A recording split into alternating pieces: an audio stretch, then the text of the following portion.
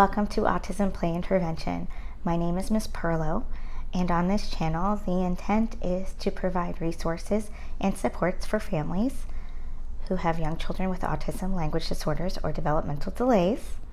If you are a caregiver, a teacher, another service provider, I welcome you to this channel.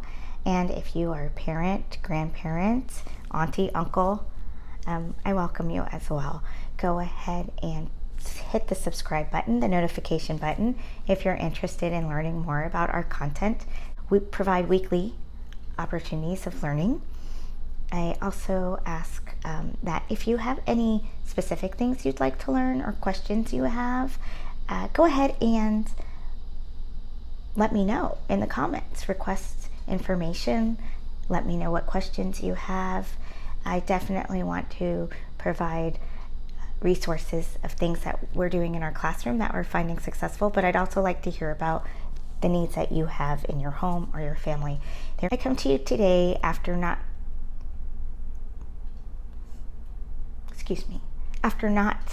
posting as frequently as I'd like to, because we've been in a period of mourning.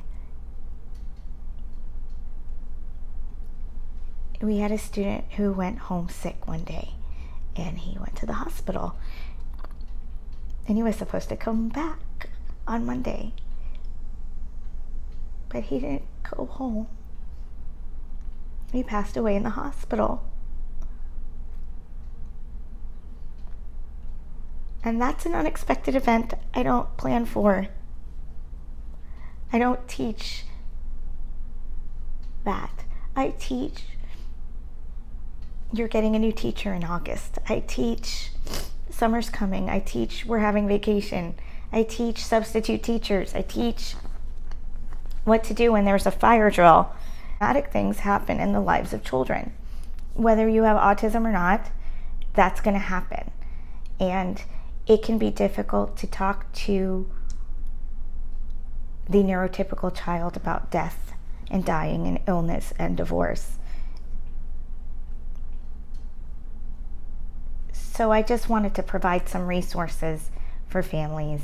For one, make sure that everybody's eating nutritious food and sleeping still, and sleeping well.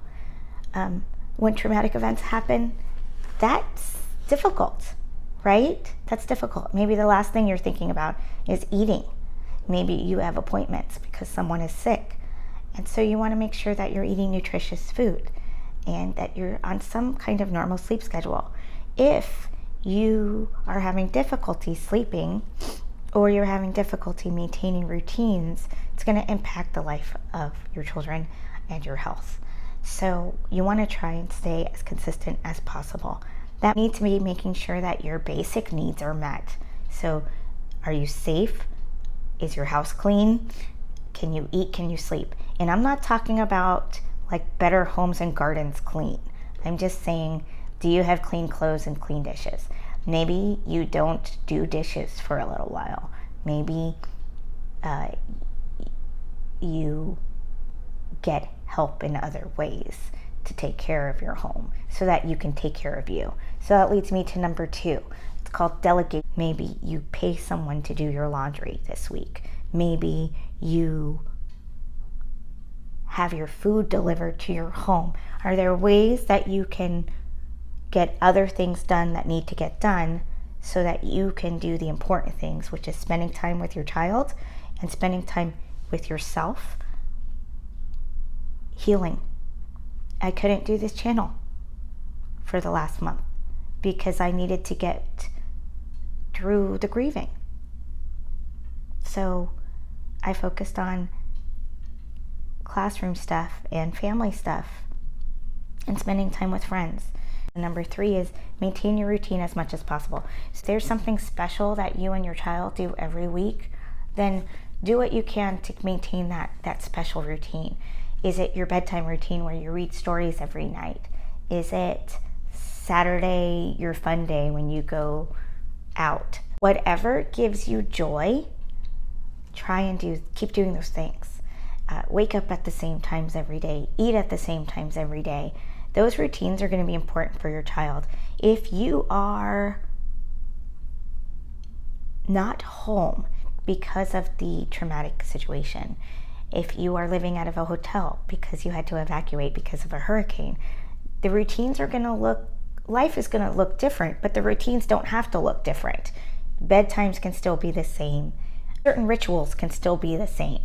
So you want to try and maintain those things as much as possible. So number 4 for me is honesty and explanations. We don't not tell children things because it's going to hurt, because life is full of hurt. Hurt happens, okay? It's resiliency that we can teach. It's going to hurt now. Grief hurts forever. But you learn how to live with it in different ways. And so we have to get to that next step, and we take baby steps. And maybe that baby step is, I wake up every day at 7:30 and take a shower, so I'm going to wake up today and take a shower even though I'm sad, okay? So we got to keep doing that for our kids, and we have to be honest about those baby steps. We can tell them we're sad. We can tell them we're angry at an age-appropriate level. Dealing with those situations, if you don't know what to say as a caregiver to your child, then there are resources for how we tell children these things. And just because your child has autism doesn't mean that they're child first, right? They're not gonna understand things the way adults do, but they're gonna understand the things the way children do. They're going to recognize if a home situation is different. They're gonna recognize if you're sad. So let's address those feelings. Let's address the situation changing in a healthy and age-appropriate way. So there are resources below from Family Network on Disabilities. They're amazing. There are schools and doctors can be resources for that, and keep asking and be creative and honest. I had one mommy who her daughter's daddy passed away. Very traumatic. The child was very young. The same kind of counseling that's available for a school-age child was not available to her young daughter with autism. And so she sought alternative ways to meet the needs of her child.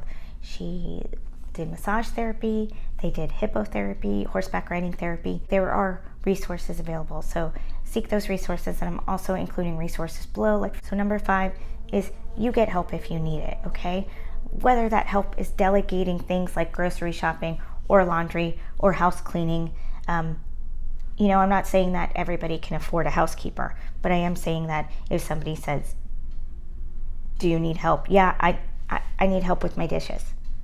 Someone can come help with that. I've done that before for friends who were in the midst of caregiving. But maybe you need help because you're sad or angry too. Maybe you need help explaining this to your child. So ask. Ask for help. Seek resources through counseling. There's hospice counseling. There are counselors at churches. There are counselors at schools. There are resources available. So get the help you need to be better. So thank you so much for tuning in. I'm looking forward to our next series on staying safe. Today we talked about 5 things to do to meet the needs of families and yourself as a caregiver when there's a traumatic event